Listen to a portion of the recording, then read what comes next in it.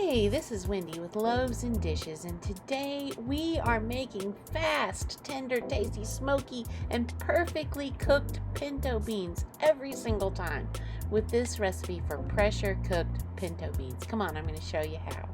First, get your pressure cooker. I'm using a stovetop pressure cooker, but you can make these just as easily in an Instant Pot. You're going to use 16 ounces of dried pinto beans. That's the same as the small package at your grocery store. I have saved these in a vacuum seal bag, but it's the same as what you get at the store. You want to sort through your beans and pick out the bad ones. Feel free to totally rinse these before you start, or you can rinse them after. You're going to have to rinse them after, but you can do it both times if you prefer. This is how I sort through them. I pick through and pick out the ones that are broken in half and any that are off-colored or real shriveled. Then I cover those with water. Now, this is important. Don't add salt and pepper yet. Don't add it until it's completely done. We're going to simmer these first for 10 minutes before we start pressure cooking. So just put them on medium heat, bring them to a simmer, and once they start to simmer, count 10 minutes.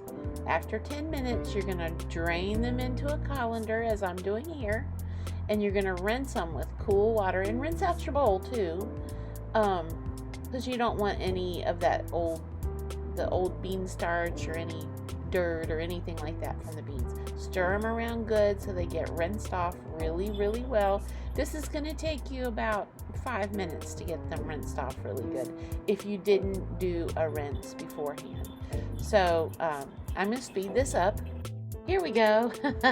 That's doing it a little quicker. Anyway, once we get them completely rinsed off, we're going to put them back in the pressure cooker, because this is actually going to be for the pressure cooking. And I'm going to cover them. In this case, because I have a large ham bone, I'm going to cover them with about 2 inches of water. But if you don't have that big of a piece of ham, or you're just using a few slices of bacon, then you just want to bring the water to the top. Once you add your water, you're going to add in your garlic powder and onion powder and a little cayenne pepper and a bay leaf. You can use 2 bay leaves if you prefer. That's up to you. I add about a tablespoon of each, but you may not of cayenne pepper, a tablespoon of onion and garlic powder. But if you're not that into those flavors, then don't add that much. A teaspoon will work fine. And that's actually what I have in the actual written recipe over on Loaves and Dishes. So that's a ham bone that I had frozen way back at the beginning of the year.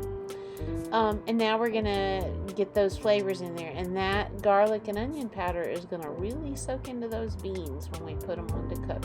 So onion powder, garlic powder, and a bay leaf, and this is some chicken stock concentrate that I'm using. You could use beef or garlic or any of the other flavors.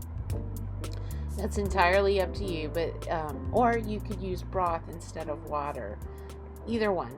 So I don't know why I moved this off camera to put the bay leaf in, but it's in there. See it floating? Okay, now we're going to put the lid on the pressure cooker.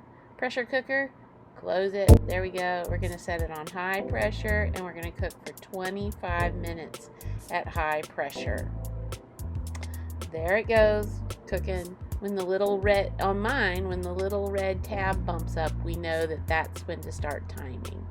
We're going to add salt and pepper to taste once it's done cooking, as well as a little dash of vinegar. That gives it just the right flavor. You won't be sorry.